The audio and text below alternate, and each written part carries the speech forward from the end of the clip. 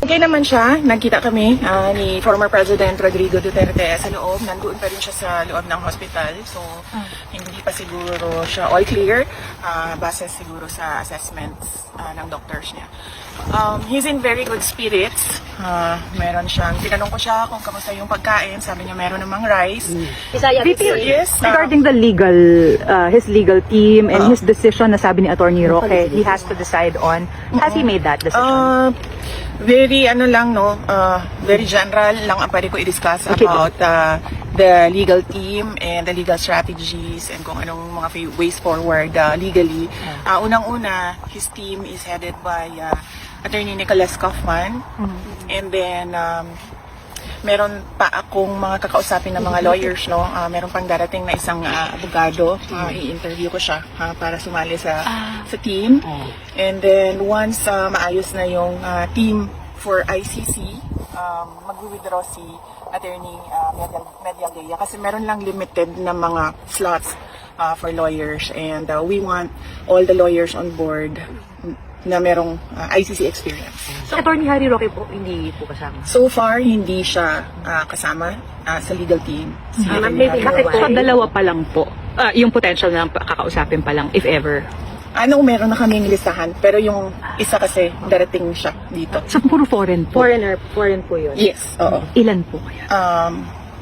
Kung ilan, you may have to ask Attorney Kaufman. Bakit po hindi kasama si Attorney Roque?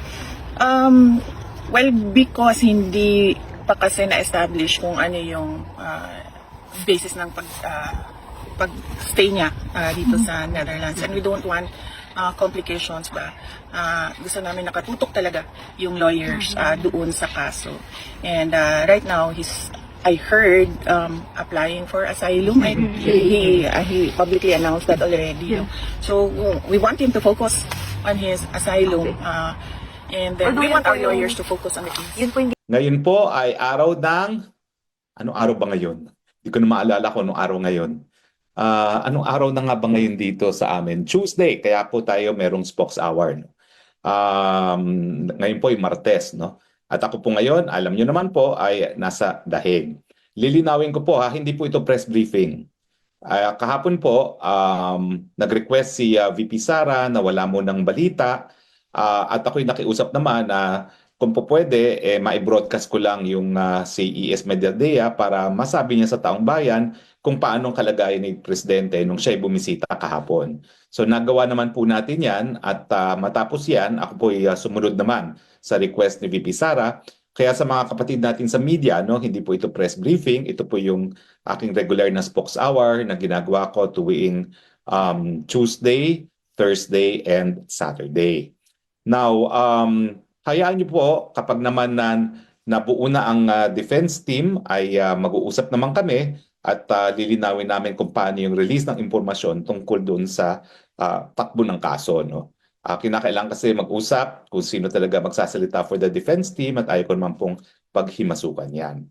So ngayon po, ito ay Spokes Hour. At dahil ito ay Spokes Hour, ako naman po ay magdi-discuss ng ilang mga legal issue na may kinalaman talaga sa pag-kidnap talaga kay dating Presidente Rodrigo Roa Duterte. Bakit ba ho sinasabi natin na kidnapping? Well, unang-una po, malinaw po na ang Rome Statute ng ICC mismo, ng International Criminal Court, ay merong proseso na nakasaad sa Article 59 kung paano aarestuhin ang isang tao na merong warrant of arrest na in-issue ng International Criminal Court. Paulit-ulit ko na pong sinabi yan dito sa Spokes Hour na hindi po pwedeng idiretso sa eroplano. Pero yun nga po ang nangyari, diniretso sa eroplano. Kinakailangan po, iharap muna siya sa isang lokal na hukuman. At yung lokal na hukuman, aalamin yung identity ng tao. Pangalawa, na alam niya yung nature of the charges against him. At pangatlo, na siya ay dapat ngang mapadala sa dahig. So ito pong prosesong ito sa lokal na hukuman ay halos kapareho na extradition. So lahat ng mga depensa na pwede mong ilabas sa extradition gaya ng kawalan ng jurisdiksyon ng hukuman na nagre-request para arestuhin yung tao ay dapat lilabas muna sa lokal na hukuman at antayin ang desisyon ng lokal na hukuman. Ang pinaka-importante sa akin, no, sa resort sa lokal na hukuman, at ito po ay Regional Trial Court, Mali po yung sinasabi ng spokesperson na DOJ ay ang competent judicial body, no? Ang judicial po, hudikatura. Ang DOJ po, ehekutibo. So mali po yung sinasabi nila na they acted as a competent judicial organ. Hukuman po yan. At ang masusunod talaga dyan, yung proseso ng extradition, na meron naman po tayong batas na isang presidential decree kung paano ang proseso ng extradition. So dapat po masunod yan. Now, yan po ay sa perspektibo ng Philippine law na kinakailangan masigurado na ang tao na pinapareso ng ICC dapat nga mapadala sa ICC na nasa ibang bansa. Dahil kapag yan ay nawala na sa jurisdiction ng Pilipinas, hindi mo na mababawi yung kustudiya, no, dun sa tao. Ang problema dito, may dahilan. Kaya nga nagkaroon ng ganyang provision na Article 59 ang Rome Statute of the ICC. Kasi po, yung mga naunang mga paglilitis dito sa mga tinatawag na international crimes, wala pong ganyang provision. Kaya po, noong mga panahong nakalipas, may mga pagkakataon na nagkakaroon talaga ng kidnapping para mapanagot sa katarungan yung mga wanted na gumawa ng mga international crimes gaya ni Eichmann. In fact, ang pinakasikat na kaso rito ay yung kay Eichmann nga. Si Eichmann po ay isang mataas na opisyalis ng Nazi Germany. Tapos, siguro mga 15 or 20 years na matapos na ang gera, di ko lang maalala, titignan ko kung ano yung date ng Eichmann, no? Pero matagal na pong nakalipas, matapos ang pangalawang digmaan, kinidnap si Eichmann sa Argentina kung saan siya nagtatago under an assumed identity. Hindi lang siya kinidnap, tinurukan ng droga para naging unconscious, idinukot ng Mossad, linagay sa private plane at dinala sa Israel. Ito po yung nangyari ng panahong 1961. Pansinin niyo po napakatagal nang nakalipas matapos ang pangalawang pandaigdigang digmaan. Mga 20 years nang nakalipas or 25 years pa nga dahil 1961. No? So, ano ang ginawa ng mga abogado ni Eichmann? Well, ang sabi ng mga abogado ni Eichmann, unang-una, dapat wag dinggin ang kaso dahil nga po ito ay nakuha yung pagkatao ng defendant, ng akusado sa pamamagitan ng isang illegal na pamamaraan. At yung pagkakataon na yon, nagprotesta rin ng Argentina na nalabag ang kanyang soberenya kasi nga yung mga Mossad na nanghidap sa kanya, hindi dapat ginapit ang kanilang kapangyarihan bilang mga ahente ng Estado ng Israel sa isang dayuhang teritoryo. No? Yan po ay labag sa territorial sovereignty na itinatawag. Now, unfortunately, ang sabi ng Korte Suprema ng Israel, baliwala kung paano nakuha ang pagkatao ng isang akusado. Ang importante, mabigyan siya ng kanyang mga karapatan sa isang fair and impartial na hearing. Now, bakit hindi maa-apply ang desisyon sa Eichmann dito sa kaso ni Presidente Duterte? Unang-una, hindi naman kasi siya liniliti sa Israel. Okay? Pero pangalawa, malaki kasi yung pagkakaiba nung legal na basihan sa pagkakalitis kay Eichmann dito sa kaso ni Presidente Duterte. Yung pagkakalitis kay Eichmann, yan ay ang base po niyan ay yung tinatawag nating customary international law na pati Pilipinas ay sakop.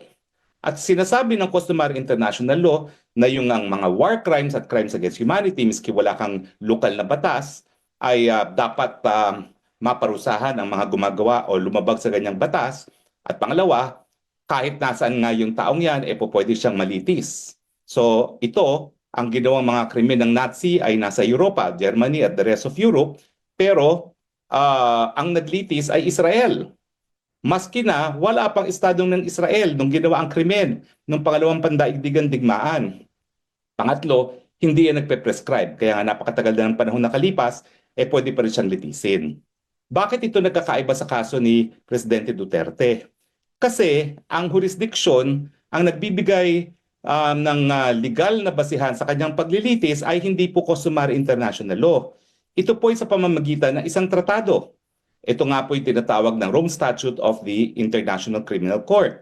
At sang-ayon po sa Rome Statute, ang kapangyarihan ng hukuman ay hindi nakabase sa customary international law, bagamat yung tratado na bumuo ng Rome Statute nga of the ICC ay nakabase rin sa customary international law. Pero yung pagpayag ng mga estado na litisin itong mga krimeneto ay dahil sila ay pumayag na kilalanin ang jurisdiction ng International Criminal Court at hindi po yan under international customary law. So importante po na dahil ang basehan ng paglilitis ng ICC ay isang tratado, importante na yung probisyon ng mga tratado pagdating sa pag-aaresto ay dapat ding nasunod. At dyan po pumapasok yung Article 59 ng ICC Rome Statute na nagsasabi na dapat talaga dadaan yan sa lokal na hukuman, aakto para siyang request for extradition, sisiguraduhin hindi lang yung pagkatao ng nais na ipa-extradite, kung hindi importante na masiguro na yung kanyang mga karapatan ay rinirespeto ng bansang humihingi sa kanya o di naman kaya yung hukuman humihingi sa kanya at yung karapatan ng tao mismo sa lokal na batas ay pinoprotektahan din. Kaya nga po yung Eichmann, hindi pa po pwedeng maging president, no? Hindi po pwedeng maging legal na basihan kapag ang tao ay kinidnap. Meaning, pag hindi dumaan sa proseso ng ICC. Kasi nga po, iba yung legal na basihan sa paglilitis pag sa ICC at iba naman yung basihan kapag lilitisin ka under customary international law. Sa katunayan po, under customary international law, kahit sinong mga batas ay po pwedeng litisin ang isang suspect na gumawa ng international crime gaya ng war crimes o crimes against humanity kahit saan man ginawa yung krimen na yon. Pero dahil ito ay sa ICC, dapat sinunod ang probisyon ng Rome Statute. Dapat sinunod yung pagharap kay PRRD sa lokal na hukuman. Dahil ang dahilan nga na may probisyon na ganyan para maiwasan yung mga illegal na pamamaraan para mahuli ang isang nasasakdal sa ICC at madala sa harap ng hukuman. So ang Article 59 mismo ay nagsasabi na kinikilala nila na mali ang kidnapping para maging basihan ng jurisdiksyon ng hukuman sa pagkatao ng nasasakdal. Ang tanong ngayon, gaya sa kaso ng Eichmann, kung mali ba yung pamamaraan ng pagkakaroon ng jurisdiksyon sa pagkatao at pag-aresto sa isang nasasakdal, yan ba'y dahilan para mawalan din ng jurisdiksyon ng hukuman? Well, ang sabi nga po ng Eichmann, hindi. Pero meron pong isang desisyon ngayon ang ating Constitutional Court of South Africa dun sa kaso ng Ibrahim versus Minister na nagsasabi na kapag illegal ang pamamaraan kung paano nakuha o nahuli ang isang akusado maski pa siya ay inaakusa ng paggagawa ng pinaka-karumal-dumal na krimen laban sa international law, yan ay dahilan para mawalan ng jurisdiksyon ang hukuman. Ngayon, anong gagamiting desisyon? Kasi sa international law, lahat naman yung mga desisyon ng mga tribunals, yan ay po pwedeng maging subsidiary source of international law. Subsidiary meaning secondary source, hindi siya primary source. Pero po pwede siyang gamitin bilang ebidensya kung ano yung customary law na nag-a-apply. So, anong gagamitin nila? Well, natural, ako, gagamitin ko yung Rome Statute mismo na patunay na talagang ang tinatanggap ngayong prinsipyo ay kinakailangan legal ang pamamaraan ng pag-aaresto. Yan ang dahilan kung bakit yung mga bansa na sumapi sa International Criminal Court ay nagsabi na kinakailangan bago ipadala sa ICC, ihirap muna sa lokal na tribunal ang pagkatao ng akusado nang masigurado na yung mga illegal na pamamaraan para magkaroon ng jurisdiksyon ng hukuman ay hindi nagamit para sa paghuli ng akusado. Ang problema, meron 3 kaso na nadesisyonan sa ICC, yung Bamba at saka yung isa pa parang Lubanga, tapos may isa pa nakalimutan ko, D yung kaso, no? Na nagsasabi na yung pamamaraan ng pag-aresto ay hindi raw makakaapekto sa jurisdiksyon. Pero sa 3 desisyon na yan, sinabi naman ng hukuman na didepende rin yan kung gaano katindi yung paglabag sa karapatan ng akusado. Pero sa aking paningin, yung paraan na ginawa nila para mahuli si dating Presidente Duterte ay nagresulta sa napakatinding paglabag sa kanyang karapatan. Unang-una, nakita nyo naman, sabi nila doon sa kanilang sinumite na sa habeas corpus na sinampa namin para kay Congressman Pulong na binasahan daw siya nung warrant of arrest. Hindi po totoo yan. Kasi wala pong pinakitang warrant of arrest. In fact, nagkaroon lang siya ng access sa warrant of arrest ngayong araw na ito. Kasi kagabi, bago pumasok sa detention facility si Attorney Kaufman, nagpa-print sa akin ng isang kopya ng warrant of arrest. At ngayon pa lang nabasa ni Presidente yung warrant of arrest laban sa kanya. Ilang araw na nakalipas matapos na siya ay naaresto at napadala rito sa dahig. Pangalawa, hindi lang niya nakita ang warrant of arrest, hindi rin siya sinabihan ng kanyang mga karapatan. Ang binasa lang ni General Torre, at nakita ko naman ito sa Facebook, ay yung mga karapatan ng akusado sa lokal na hukuman. Hindi naman sinabi na meron din siyang karapatan na iharap sa lokal na hukuman, at ang pinakaimportante pa, na meron siyang karapatan na humingi ng interim relief for provisional liberty sa lokal na Pilipinas na hukuman. Kaya nga po mali yung sinasabi din nung Castro na dito daw sa Hague haharap sa lokal na hukuman ang presidente. Hindi po. Diretso na siya sa ICC, hindi na dumaan sa lokal na tribunal. So nakikita nyo na yung mga tao ng administrasyon, hindi alam ang sinasabi nila.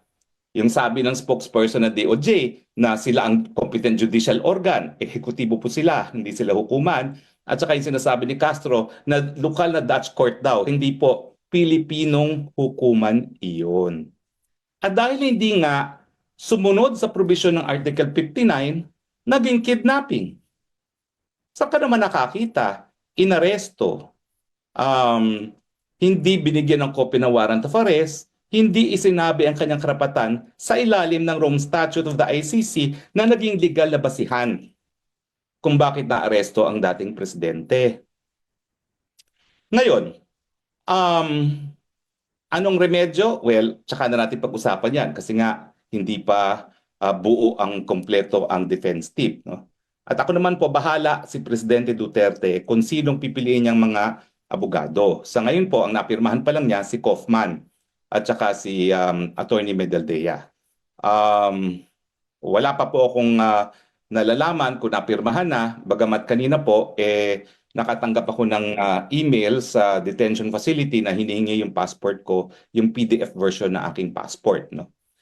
Importante po kasi makapasok ka doon as a prospective counsel, tapos ikukumpirma ni Presidente na isa ka sa kanyang mga abogado. Pero okay lang po yan, miski hindi ako makuha ang abogado sa ICC, ako naman po talaga ang advisor ni Presidente Duterte pagdating sa ICC 2018 pa.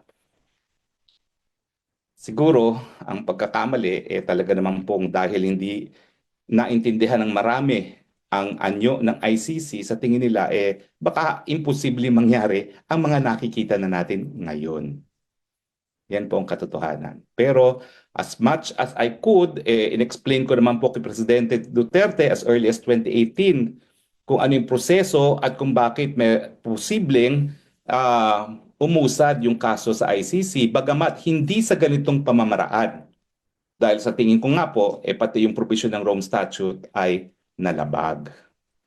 Now, natanggap ko rin po kanina yung order na kinakailangan na mag-reply doon sa sagot ng gobyerno doon sa habeas corpus. Dahil tayo po naghain ng habeas corpus para kay Kong Pulong. Hindi na po ako magsasalita dyan dahil yan po ay nakabinbin na sa Korte Suprema. Pero ang isang issue doon ay paano ka pa mag-habeas corpus na wala na sa jurisdiction ng Pilipinas? Okay? Sa akin po ay sasagutin po natin yan sa ating pleading. Pero dahil nga po yan ay kabinbin, hindi ko na muna po sasagutin sa ngayon. Now, paumanhin po dahil nga po meron ng at least 3 miyembro ng panel ng defense team pero 2 pa lang ang kinikilala ni Presidente Duterte, hayaan muna po natin matapos si proseso. Ulitin ko po, bahala po si Presidente Duterte kung siya ay pipirma na ako ay isa sa counsels niya. Pero wala pong makatatanggi. Pati po si E.S. Medialdea, si Senator Bongo, nung kami magkasama pa ni Presidente Duterte, maraming pagkakataon po na ako ay nagkaroon ng formal na briefing sa kanya sa ICC. Okay?